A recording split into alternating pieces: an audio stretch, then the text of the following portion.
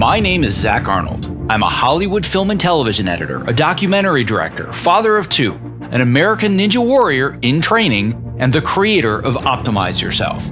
For over 10 years now, I have obsessively searched for every possible way to optimize my own creative and athletic performance, and now I'm here to shorten your learning curve. Whether you're a creative professional who edits, writes, or directs, you're an entrepreneur, or even if you're a weekend warrior, I strongly believe that you can be successful without sacrificing your health or your sanity in the process. You ready? Let's design the optimized version of you. Hello and welcome to the Optimize Yourself podcast. If you're a brand new optimizer, I welcome you and I sincerely hope that you enjoy today's conversation. If you are inspired to take action after listening today, why not tell a friend about this show and help spread the love? And if you're a longtime listener and Optimizer OG, welcome back. Whether you're brand new or you're a seasoned vet, if you have just 10 seconds today, it would mean the world to me if you clicked the subscribe button in your podcast app of choice. Because the more people that subscribe, the more that iTunes and the other platforms can recognize this show, and thus the more people that you and I can inspire to step outside their comfort zones to reach their greatest potential. And now on to today's show, which is part 2 of my marathon interview with ace editor Steve Lang, who truly means it when he says, if I can help somebody get a job, it's almost just as satisfying as if I got the job myself. As we discussed in part 1 of our marathon interview together, not only did Steve play a huge role in getting me my first television editing job on Burn Notice, despite, of course, the fact that I didn't have any experience doing television whatsoever, but he has also helped countless numbers of his other assistants get into the editing chair and move on to their own successful careers. Now, if you missed part 1, you might want to go back and listen to that first, where we discuss in detail how Steve has navigated a varied career in post-production while also avoiding getting pigeonholed, and how it's possible to use skills over experience to get the jobs that you want if you know how to tell the right story. What you're going to hear in part 2 is Steve's philosophy on mentoring his assistants, how he approaches his editor's cuts, and his best advice for making the transition from assistant to editor. We also dive into Steve's work habits, his lifestyle choices, and how he has learned to balance his intense focus abilities to avoid wreaking havoc on his health and his relationships. I just got to say that Steve has generously shared some amazing knowledge and experience through mentorship over the years, and I am beyond grateful that he has given his time to talk with me and also share his wisdom with you. If today's interview inspires you to take the next step towards a more fulfilling career path that not only aligns you with projects that you're passionate about, but also includes some semblance of work-life balance, and especially if you would like support, mentorship, and a global community to help you turn your goals into a reality this year, then you and I need to talk. Because enrollment is now officially open for my Optimizer coaching and mentorship program.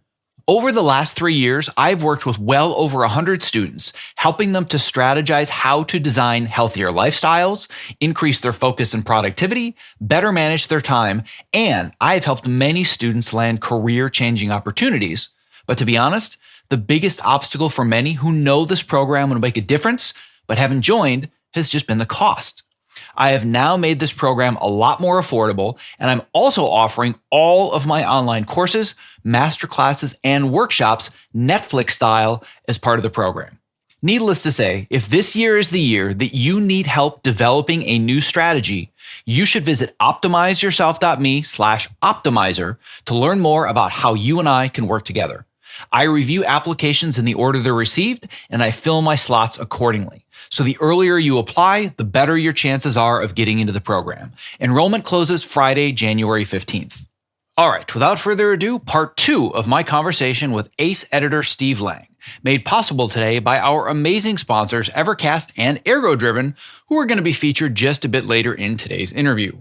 To access the show notes for this and all previous episodes, as well as to subscribe so you don't miss the next inspirational interview, please visit optimizeyourself.me/podcast. You and I have one fundamental flaw.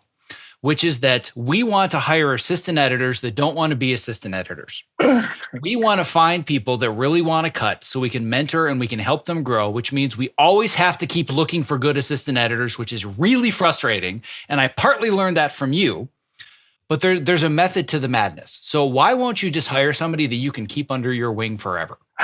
Because, listen, it's a good question. It's not that I wouldn't, because like I said, I have some friends that are sort of those lifetime assistants, but like they tend to be, like I said, they tend to be more the 9-to-5s, which I'm fine with. But I tend to work on shows that need those little sort of extra touches. They're not easy sort of necessary to put together. So in the sense that, I need a little bit more. And so I catch myself, like I get more excited when I see that excitement of somebody who's sort of young and hungry. Like I've got a very simple approach when it comes to it, because I get your type of calls a lot, and now it's easier to have phone calls and sort of get together beyond just the pandemic stuff. But what I do is, I give them the playbook. It's the playbook that's worked for almost every assistant,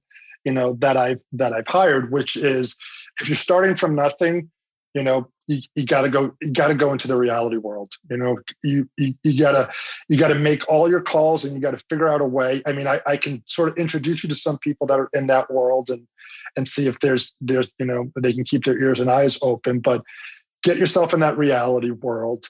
Get abused, but trust me, the abuse you're going to get there, you're going to literally come back and you're going to be like, I know you're road tested when you've sort of gone through that. And the people that have reached out to me and sort of followed that playbook, every single one of them, they have had success. It wasn't one of those like, I can't make it happen. I can't, what I ended up doing though is, because it's always one of those, keep in contact with me. Let me know how things are going, so the ones that are really serious because they actually follow up, 6 months from now, you hear from them again. Hey, just want to let you know, I'm doing this show. I'm doing this, blah, blah, blah. Fantastic. And then all of a sudden you get that call. Hey, I'm looking for an assistant, like, anybody sort of young? I said, I'm like, I said, I've been talking with this person. I feel I've got a good feeling about them, but why don't you meet with them and see, with the understanding that at some point I might steal them back because, if I'm looking for, these are people that I feel like I put the time in terms of getting them sort of, mentally sort of ready for what it kind of takes. So, I've had really good success in that sort of sense of, and it's like I said, it's a constant sort of getting those phone calls. What do I need to do here? Let me introduce you to these 3 assistant, editors that I know, that basically follow this playbook and have had a lot of good success for it. Call them and everybody's been, is always good in terms of taking those phone calls and helping out. And that's one of those things. And I try to emphasize the importance of that, because it really is, because I do it without an agent, I've never had the agent. I've never done that. It's sort of the goodwill of the, the creators, the writers and people and all that I've worked with, that I've been sort of fortunate to sort of keep it, but the most important thing I want to say, because I always when I have these conversations with assistants, I always stress the most important thing you need to remember is we work in a very creative field, and everyone needs to feel like they're part of the process, because it's so easy, especially as an editor. Obviously I'm one of those who tries to get the show 90% there in the editor's cut, because I believe if my editor's cut is close, then that director and producer's cut, God, that can go so smoothly and easily as compared to, and I get it, some people they put it together and they wait for someone to give them direction. And then it keeps getting better and it keeps getting better. And then by the time you lock it, it's there. But, I don't necessarily wait. I can problem solve. I know where the issues are. I try and get this thing close. But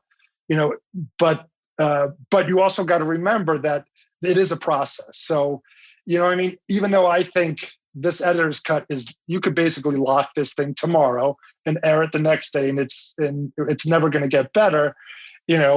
Sometimes you nail things and sometimes you don't. And it's not a fight of, oh no, this is the only way it needs to be done. It's, you know what? I know what you're saying. What you tell me what you're not liking right now, and let me see how I can solve it. And I mean, when I figured that out, I really did sort of, to me, the process got even better, because I was one of those guys that used to fight.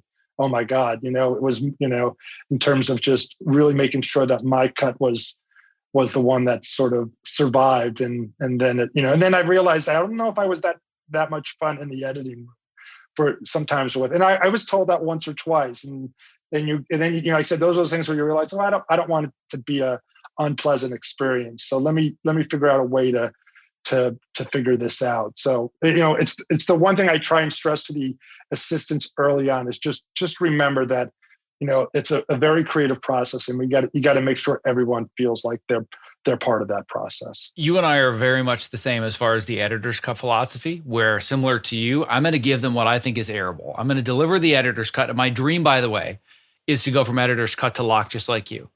Don't think I'm ever going to achieve it, but boy, is that the dream. The point being, that's the mentality of how I'm putting an editor's cut together. The sound and the music and every cut perfect. And it's not like, here's this kind of a rough assembly. What do you think?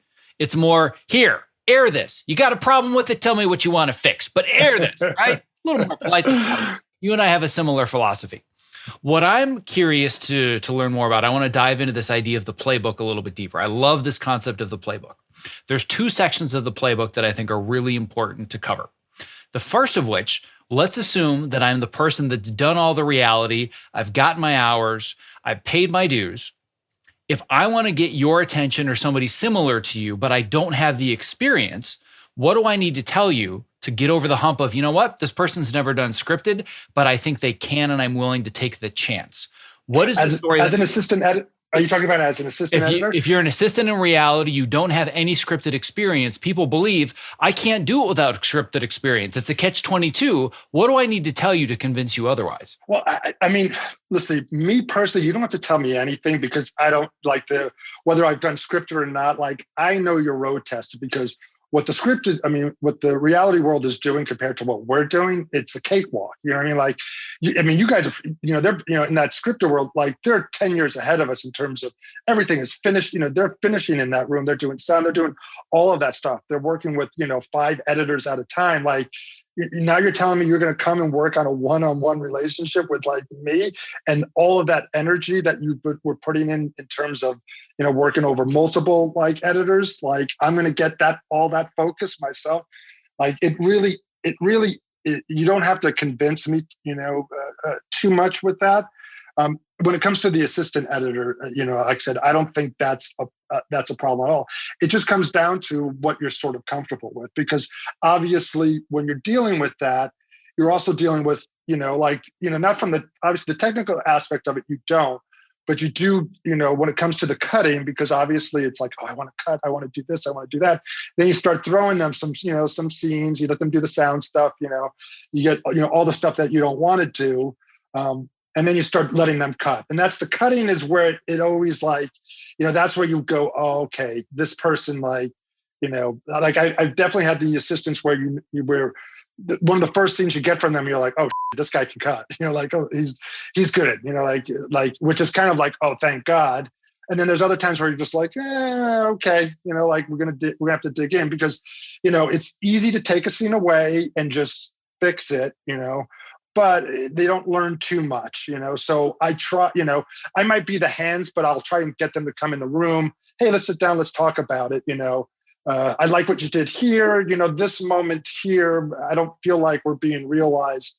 Nothing. It's, like, remember, we're talking about this, and that. So I do try and, like I said, be able to sort of talk through exactly what it is, what I'm liking or what I don't like. And then, at a certain point too, like I always like to try to remind is, I go, listen, at a certain point, it's going to come down to individual taste, like it's not that it's not working here, but I don't like doing these type of cuts, or I don't like jumping the line in this sort of way. If I give this scene to, if we're both cutting the same scene, it's not going to be exactly the same. Hopefully the idea of the scene is going to be the same, but it's not going to be cut by cut. So, I always try to encourage where you think I might have destroyed this scene, meaning like, like I just took it away and just kind of, but I mean, it doesn't mean you were wrong. It just means this is how I like to sort of do things, and these are the things that you can sort of work on and not work on. So, like I always try and make it a learning experience. And when we talk about like what we talk about in terms of that editor's cut, I need those assistants that are willing to kind of, to go that sort of extra mile, because there's no way to do an editor's cut like that unless you kind of have that type of assistant kind of working with you too. Yeah, I think that a huge point that I always emphasize to people is the quality of my assistant editor dictates the quality of my life while I'm on a show.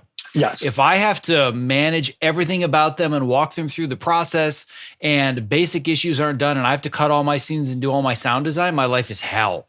I want a creative partner, where some other editors, they just want to hoard all of the work, do everything. You know what? Do my dailies, do my exports, do my visual effects lists. I can't even imagine working that way because I'd work 90 hours a week. Yeah, I said I don't understand, because the thing that I laugh about now, because when I meet these young guys, so when I talk about like, so what sort of experience of Avid, Premiere, I mean, they're like, the knowledge that they have now compared to like what I had when I started. I mean, I literally opened up that Avid book from page one, and it was a thick book, and I just turned the page and just kind of looked at the windows, and like just from the technical aspect. And meanwhile, like nowadays, they have just as much knowledge as I do. They don't realize how much sort of knowledge it is. Sometimes I have to remind them, like, okay, either you're a visual effects editor or you're an editor. Like, in theory, you could be both, but do you want to spend 90 hours a week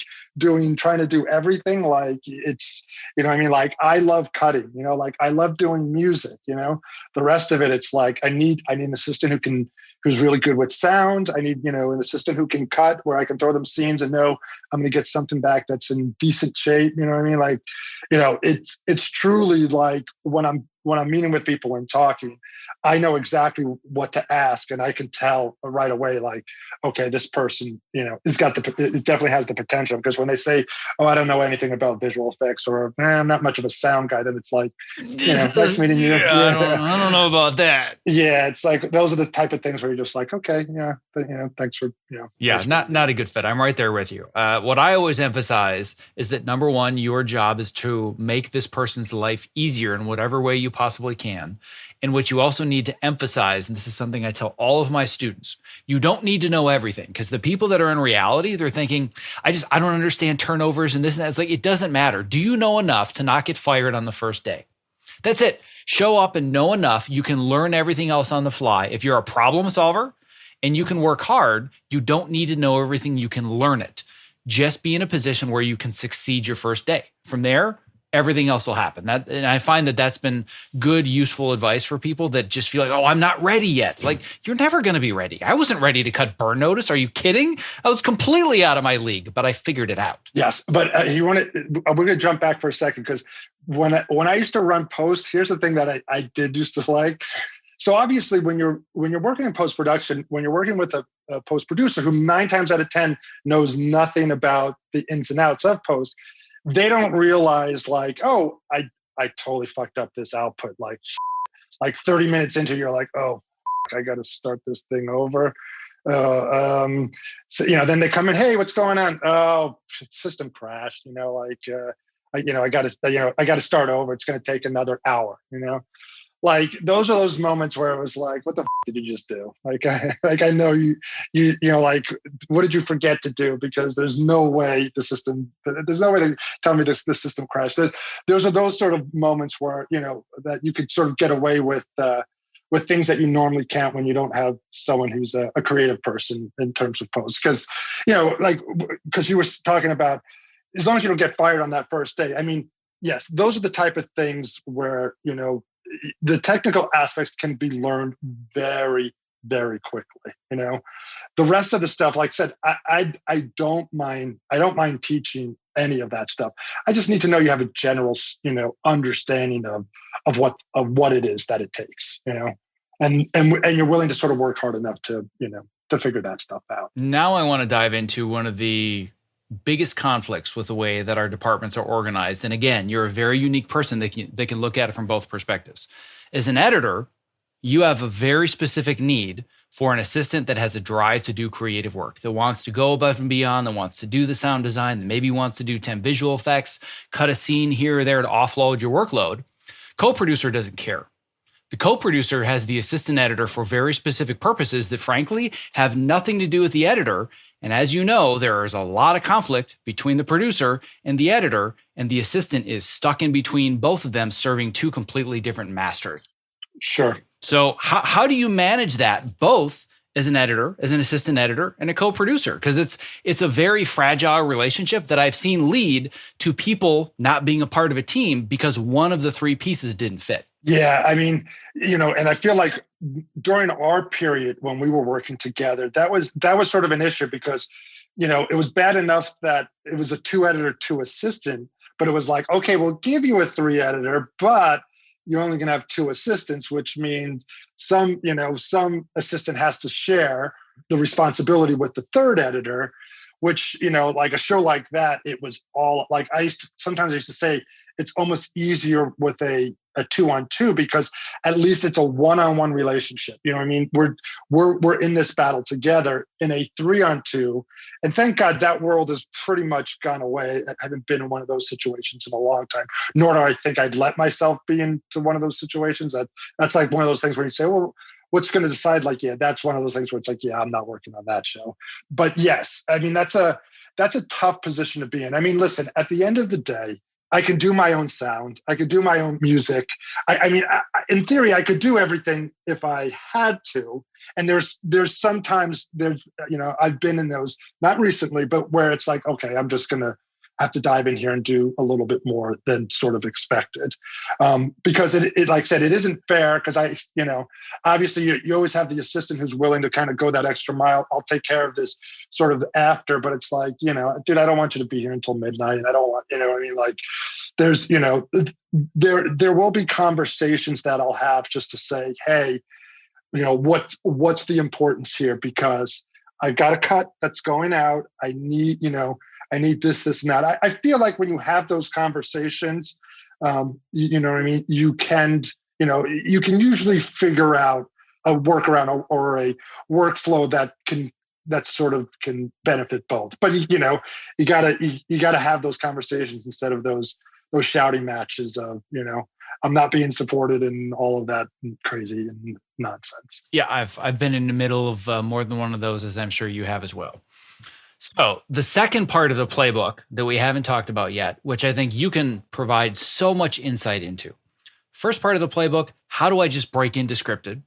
The second part is more complex. I'm a highly skilled assistant editor. Maybe I've cut a bunch of scenes. Maybe I even have an additional editor credit, a co-editor credit or two. I just can't get the chair. I cannot get that first season. What do I need to do to make that happen? I know those are tough ones because I've got a couple of those, that I still sort of talk with, and it's so weird how those, some of those opportunities just open up just perfectly for some people, and others it just, it just for whatever reason it just doesn't happen as simple. It's frustrating because obviously the idea of, you always like, I got to go back to that first season show to sort of hope for that, for that opportunity again. I wish I had a better answer, but in terms of that, it's the persistence part of just, of not sort of just giving up and like I said, setting yourself up for that opportunity. So when it comes, it just doesn't go away. But, it's one thing about getting that first credit or that first season, but the show goes away and all of a sudden it's like, I'm back to sort of square one, so at the end of the day, I think, there's enough opportunities, and like I said, it might not happen right away, but I mean, the opportunity will come again, and if it's a right fit, it's going to happen. You gotta believe ultimately that it's going to happen. As a supervising editor that hires younger editors, especially ones that were your own little underlings as assistants, but let's say that there wasn't somebody that you brought up from assistant, they're just a young editor with maybe a season at the most. Let's say you don't have a relationship with them. What do I need to do to convince you that I can do a season of TV, knowing that I've been a highly skilled assistant? I've worked on great shows. I've done some of my own cutting. As you know, a lot of it isn't credited. What do I need to do to convince you that I can sit in that chair and I can do a season? It's really going to come down to personality. You know what I mean? Because obviously we're going to just sit down and we're going to have a conversation, kind of like with you. You know what I mean? And I'm going to be able to feel out and assess. We're going to talk movies. You know what I mean? We're going to I'm going to kind of push your buttons a little bit in terms of to make sure that we're sort of on a similar sort of wavelength in terms of the type of material that we're going to. Obviously it's going to depend on the show too. So, I'm going to have a very specific, I mean, I can give a good example in terms of what we're working on now. The third editor's spot ended up being we hired a guy who very familiar with his work, but never worked with before. So, it works both ways, he had a great reputation, Lance Lucky. And so it was one of those, somewhat similar. He happened to reach out to me when we were sort of looking, and it was like, oh my God, Lance, you're available. I said, you know what, do me a favor, send me your resume. Cause it was one of those things where perfect drama, action, comedy, kind of had a little bit of everything. And it was one of those, like, this is exactly what we're looking for in terms of for an editor. So, I mean, that's in terms of someone with credits. If you don't have the credits, but you have the passion, listen, me. So it's like, it's not going to be as difficult in the sense that, like, I'm willing to sort of to take a chance, but I can see where, without sort of the credits, you're going to be in a situation where it might be a little bit tougher. But, I think kind of like what you sort of did, you need to sort of suss out, what you're, who you're sort of dealing with in terms of maybe the, credits that they've worked on, the shows that they've worked on, we, some of the interviews we had, one of the editors sent me a really nice note in terms of a show that I worked on, which was, it was a while ago, but I really appreciated the sentiment of just, of taking the time, doing the little bit of research, being able to sort of break down and talking about the episode and this, the scene, the way they did. So it's that type of stuff. It's the details. I mean, listen, at a certain point, you have, obviously when I go in for interviews, the resume is there.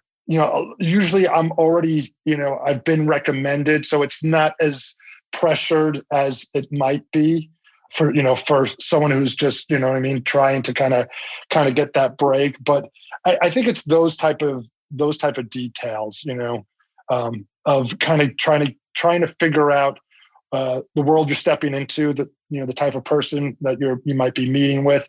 I think those are the things that, listen, the internet's a beautiful thing. You can Google almost anything. So you could, you can find out. And I've I've done that a lot of times, sometimes I think it's worked really well, in terms of being able, it's helped me in terms of interviews. But then it's funny because, I remember one of the better interviews I had with walking into a situation where I felt like, because I didn't really know anybody, it was one of those like, oh, I got this, like this one, I nailed this one. Like, I'm getting this job, did not get this job, So even sometimes when you feel like, oh, this one's going to happen, and then you have those ones where you're not sure about, and then by the time you actually get to your car, you get the call like, we want you, and you're like, you do? All right, yeah, let's do this, So it's like I said, sometimes you don't know, but I think you got to put in the time to at least set yourself up to present yourself in a way that this person, that you're going to sort of excite the person you're meeting with. Going back to this idea of the assistant editor trying to get into the chair, we've talked about all the personality and the things they can bring to it and that they can convince you with. What's the bare minimum when you say it's a deal breaker if you're not at least at this level? I don't care how passionate you are, how much research you've done on me or the show. If you're not at least here, you probably need to do more work before I'd even consider you. You're talking about getting into the chair? Into the editor's chair. No, getting into the editor's chair. What's the bare minimum where you say, I love you, we had a great meeting, but it's not enough. You need to at least get to this point where I'm willing to take a chance on you to give you the editor's chair. My sincerest apologies for the interruption in the middle of this interview, but if you are a content creator or you work in the entertainment industry, not only is the following promo not an interruption, but listening has the potential to change your life, because collaborating with Evercast is that powerful.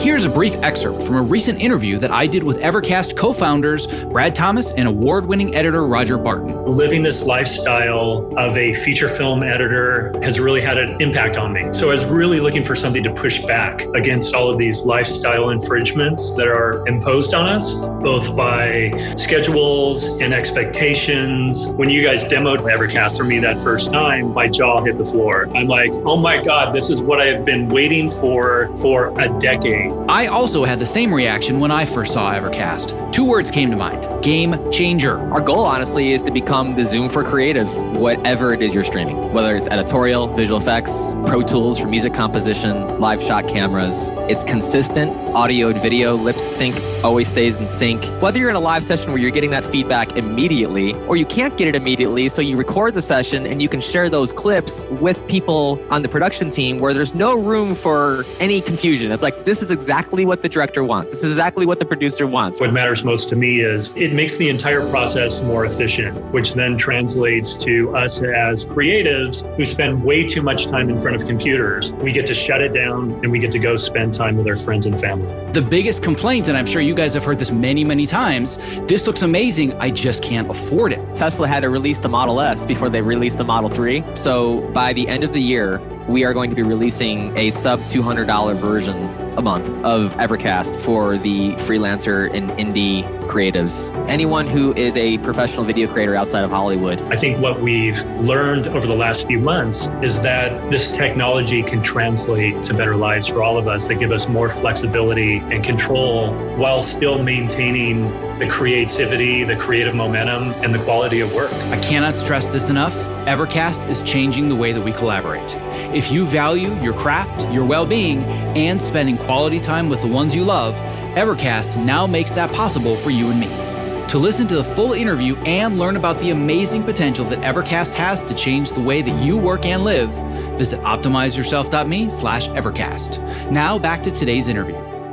Listen, I'm going to, at a minimum, you're going to have cut a couple of episodes, co-editing, I get all of that stuff. If you've got no credits, it's going to be tough. If you just have assistant credits, that's going to be a tough situation.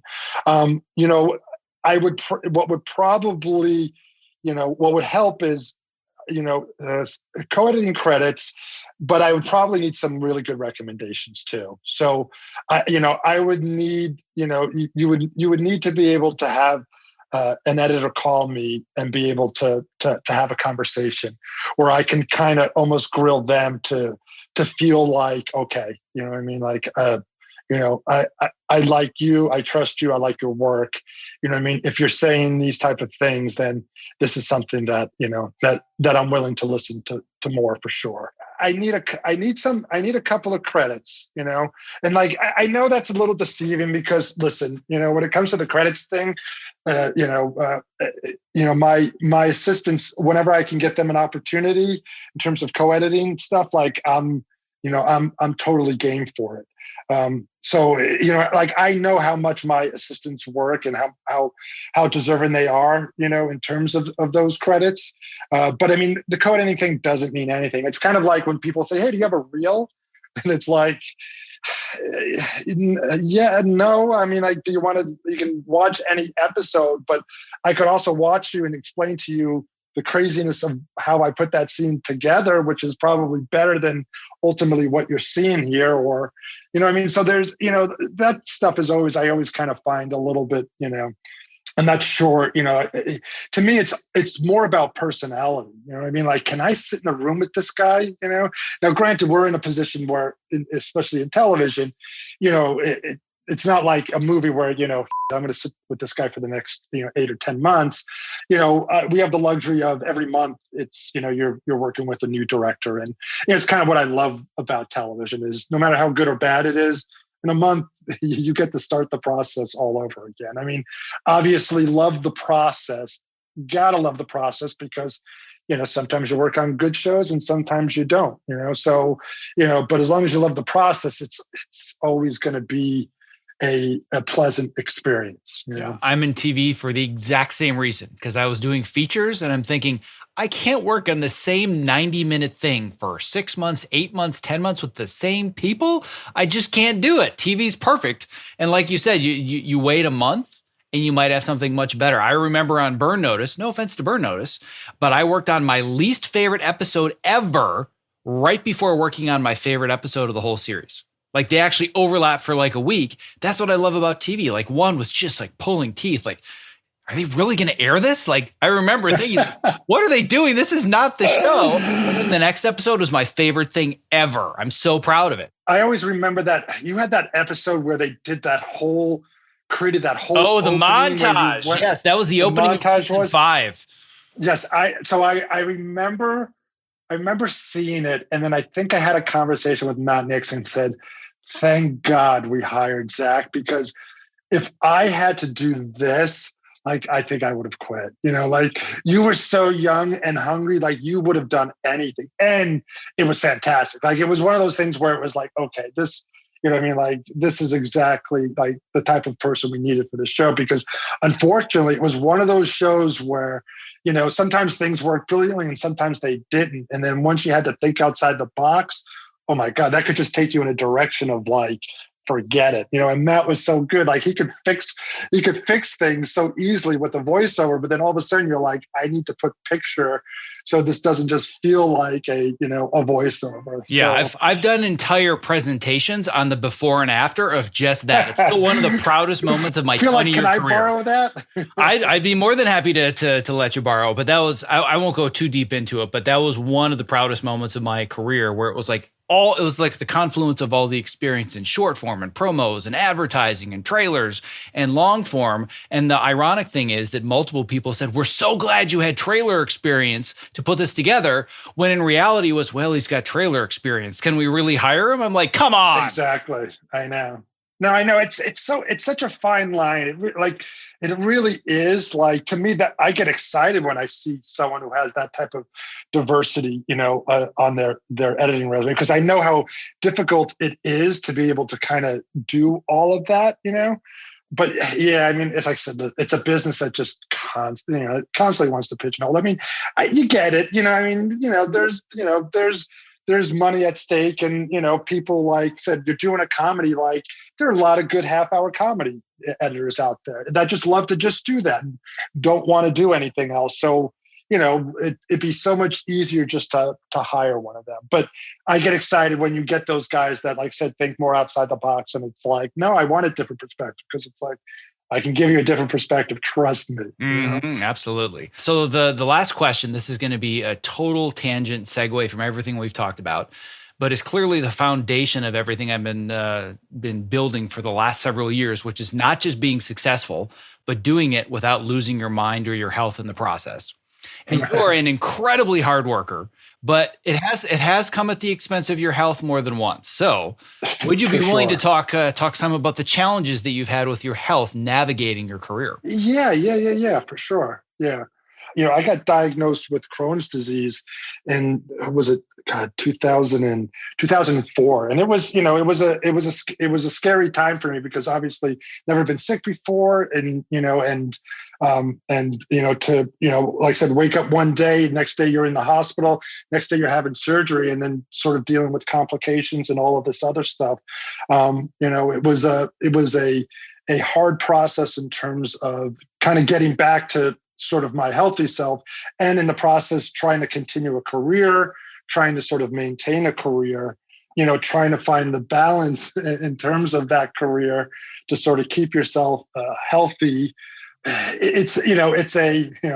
Post-productions is a tough one when it comes to the health stuff. I mean, obviously you're one of those guys on the forefront in terms of, trying to change all that around, and I always appreciate all that because it's, the patterns of post-productions, the late hours, the bad eating habits, just the sitting, all of that stuff is just so, is not conducive to a healthy, lifestyle at all. And, just those minimal amount of changes, from the standing desk to the mats to the just, going out and going for walks. Like I can remember working with Peter, one of my first editors, and he used to like to do the walk thing. And, I'd catch him, he'd just be staring, and I'd be like, what are you doing? Oh, it's good to just kind of focus in the distance on something that, in terms of the eyes, because of the eye strain and all that stuff. And, you're always just like, oh yeah, I'd never even thought of something like that. But he's not working. He's not doing stuff. He's wasting time. No, but and listen, it's easy to sort of get into those good and bad habits. I mean, just in terms of the stop working with the pandemic, I mean, I put 10 pounds on like that. I mean? Like, next thing you know, I was one of those guys that said, I'm never going to watch Walking Dead. Everyone keeps talking about Walking Dead. And just, next thing you know, I binged like 9 seasons of it. You made it all the way through 9. Good for you. I think I gave up. Yeah, I made it. Yeah. I mean, it was one of those, I basically got to the point where it's like, okay, I got what I needed. I feel like I'll get back to it eventually, maybe, but I got sort of I got what I sort of needed out of it ultimately.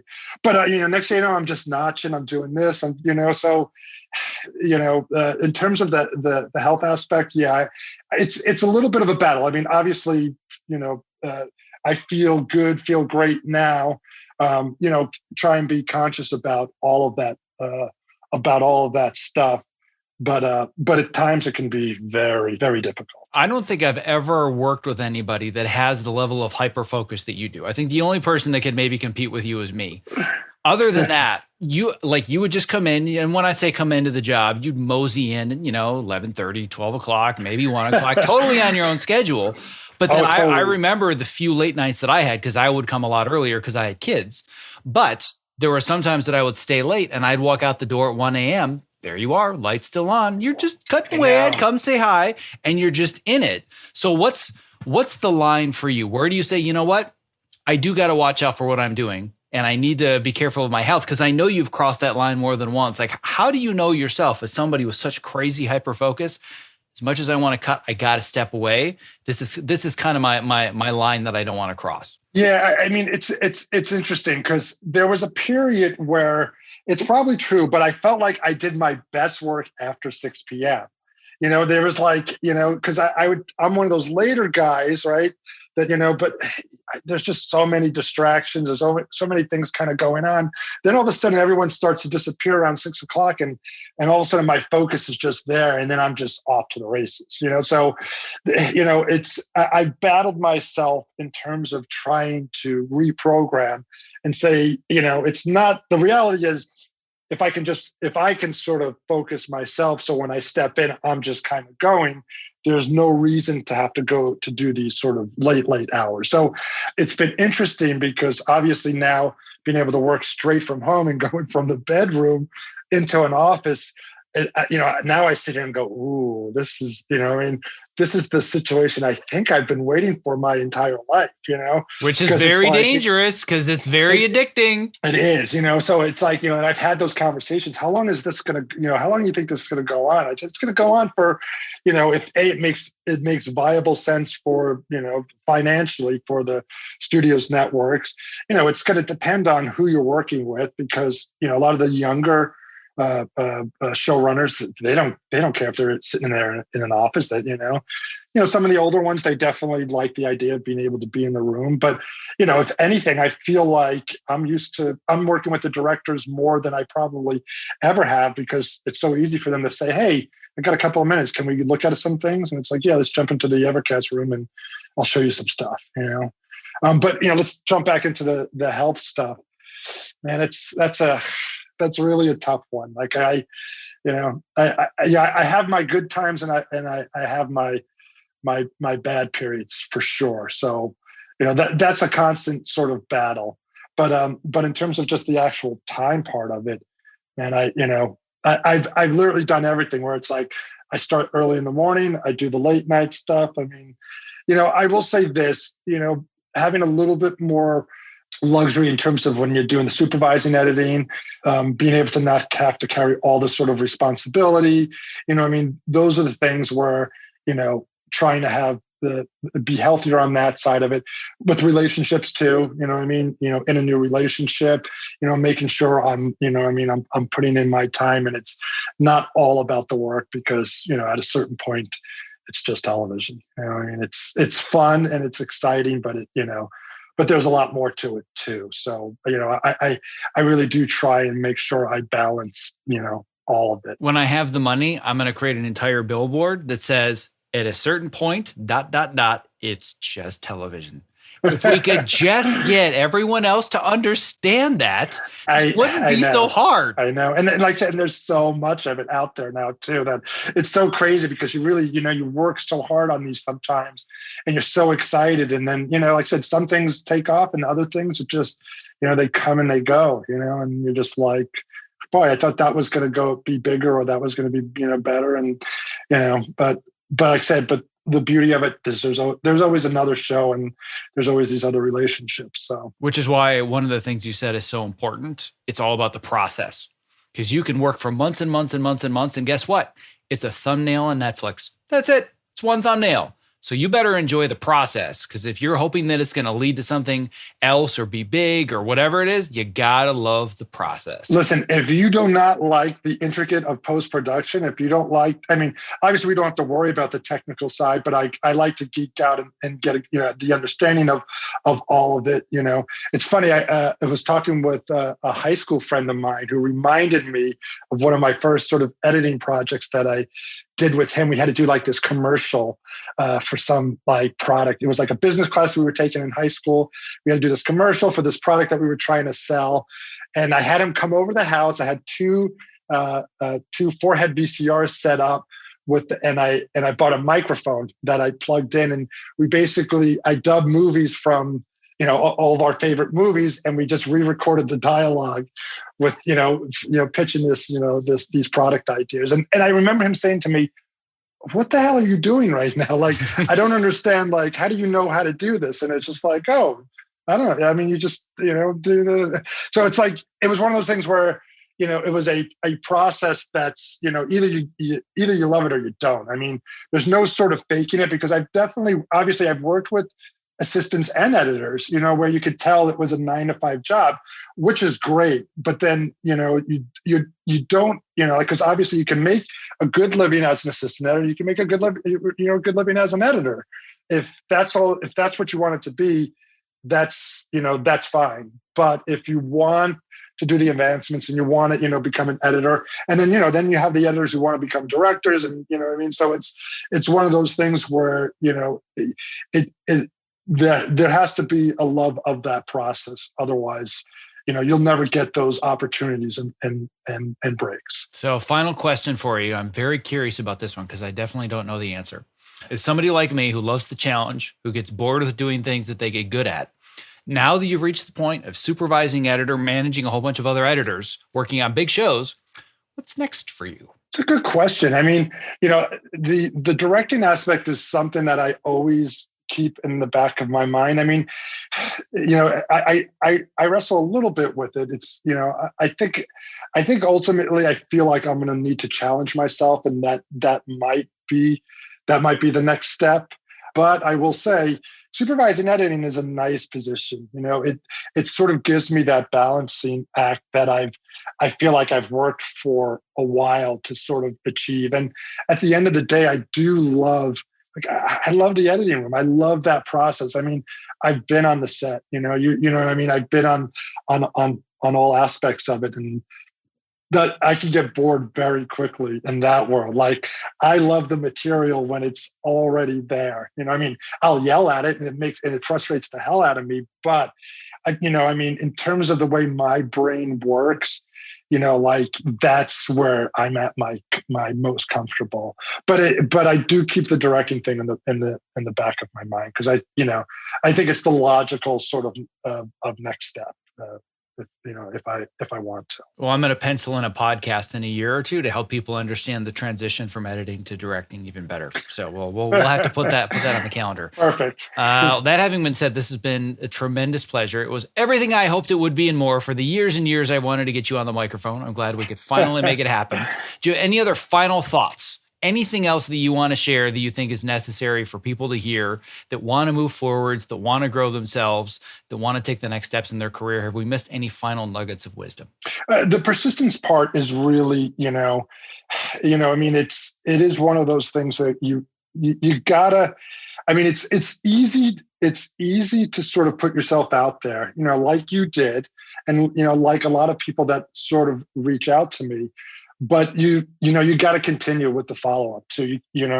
Like I get, obviously you don't want to pester people, but I think it's important that once you start getting those, you remind people that you are sort of, you are taking those steps, or you remind people that you're taking those positive steps to make things happen, because those are the things that do sort of excite me and will keep me in your, I'll remember when people will happen to call and say, hey, I'm looking for an assistant. Do you know anybody? Or even just a show, hey, we're looking for an editor, any recommendation? So, like I said, it's the reminding people, which, even myself, like, obviously I'm fortunate that I tend to get I get the calls, but I do try, when I do have those downtimes, I catch myself a lot reaching out to people that I haven't in a while, just say, hey, I'm out here. I'm not necessarily looking, but just wanted to say hi and check in and see how you're doing, or, what you've been working on and what's sort of going on, that type of stuff. So the persistence part and and letting people know, even if it's just the minor sort of detail, because it's easy to send a text, easy to send an email just to say, hey, just letting you know I'm working on so-and-so. And, if you hear of anything, just let me know. Because you'd be surprised. Like, I feel like there's been a lot of times where someone has sent me something and within a couple of days, something just happens to at least come out. I mean, not that they've gotten a job over it, but at least I've been able to recommend they've gotten an interview, that type of thing, where it's easy to just remember somebody when they're fresh, when you're sort of taking that effort of reaching out and sort of checking in. Yep. I always tell people they're not necessarily going to recommend or hire the most qualified candidate. They're going to recommend the most recent one. Oh yeah, I just talked to this guy the other day, right? And I always teach my students, I have an entire flow chart, which probably doesn't surprise you, a whole flow chart and a whole system. I call it the Andy Dufresne technique, because it goes back to Andy Dufresne wanting to get the money for the library in Shawshank. He just sent the letter every week. Years later, stop sending us these letters. Here's your damn library and all your money, right? You got to be polite and you have to be patient. You also have to be persistent. So yes, we're totally on the same page. Speaking of being patient, you've been on the microphone for just short of 2 hours, and I want to thank you for that and appreciate your patience. This has been has it really been 2 hours? It has been almost 2 hours. So no question at this point, we've got ourselves a full-on 2-part episode for sure. But this has been a tremendous pleasure. I'm just going to say it on the record right now. I owe you a tremendous debt of gratitude, because you are one of the people that recognized that I could do this and I could do it at a high level. And without you making the recommendation, I would be telling very different stories about my career right now. I know I would have figured it out and I know I would have made it, but you helped me make it. So. Yes. I mean, there's no doubt you would have figured it out because you were one of those guys. But trust me, you were one of those people that, that I'm very happy and excited in the way that things have sort of worked out for you, because like you've taken it beyond anything that I would have imagined. I mean, like what you've done in terms of post-production and trying to take it to that next level, like I don't know where you have the energy from. I know about the hyper focus thing, but I'm really good about hyper focusing on one thing. And you seem to be able to kind of take that to the next level. So, congratulations in terms of everything that sort of happened for you. And it couldn't have happened to a better person. Well, I very much appreciate that. On that note, if somebody listening says, man, I got to connect with this guy, what's the best way that somebody can reach out to you? And I promise you're not going to get a deluge of messages, but there might be one or two. Somebody wants to connect with you. How can they do that? They can always send an email, stephenlang09@gmail.com. So you've at least made the migration from AOL to Gmail. That's good news because I still have your AOL account. Oh, trust me, it's like one of those, I can't get rid of it at this point now, but and when it does make its comeback, and it will be any minute now, I am prepared. Love it. All right. Well, this has been absolutely awesome. Beyond my wildest dreams. Cannot thank you enough once again. So thanks for being here. Thanks, Zach. This episode was made possible for you by, you guessed it, Ergodriven, the creators of the Topomat, my number one recommended product if you are interested in moving more and not having sore feet at your height adjustable or standing workstation. Almost every new person that I meet in this industry starts our conversation with, hey, I got a Topomat because of you. It's changed my life. Thank you. Listen, standing desks are only great if you're actually standing well. Otherwise, you are just fighting fatigue and chronic pain. Not like any other anti-fatigue mat, the Topo is scientifically proven to help you move more throughout your day, which helps reduce discomfort and also increases your focus and your productivity. I'm literally standing on one as I read this, and I don't go to a single job without it. And if you're smaller and concerned the Topo mat might be too big, or you simply don't have the floor space, well, there's a Topo Mini for that. To learn more, visit optimizeyourself.me/topo. That's TOPO. Thank you for listening to this episode of the Optimize Yourself podcast. To access the show notes for this and all previous episodes, as well as to subscribe so you don't miss future interviews just like this one, please visit optimizeyourself.me/podcast. And a special thanks to our sponsors Evercast and Ergodriven for making today's interview possible. To learn more about how to collaborate remotely without missing a frame and to get your real-time demo of Evercast in action, visit optimizeyourself.me/Evercast. And to learn more about Ergodriven and my favorite product for standing workstations, the Topomat, visit optimizeyourself.me/topo. That's TOPO. If today's interview inspires you to take the next step towards a more fulfilling career path that not only aligns you with projects that you're passionate about, but also includes some semblance of work-life balance, and especially if you would like support, mentorship, and a global community to help you turn your goals into a reality this year, then you and I need to talk. Because enrollment is now officially open for my Optimizer Coaching and Mentorship Program. Over the last 3 years, I've worked with well over 100 students, helping them to strategize how to design healthier lifestyles, increase their focus and productivity, better manage their time, and I've helped many students land career-changing opportunities. But to be honest, the biggest obstacle for many who know this program will make a difference but haven't joined has just been the cost. I have now made this program a lot more affordable, and I'm also offering all of my online courses, masterclasses, and workshops Netflix style as part of the program. Needless to say, if this year is the year that you need help developing a new strategy, you should visit optimizeyourself.me/optimizer to learn more about how you and I can work together. I review applications in the order they're received, and I fill my slots accordingly. So the earlier you apply, the better your chances are of getting into the program. Enrollment closes Friday, January 15th. Thank you for listening. Stay safe, healthy, and sane, and be well.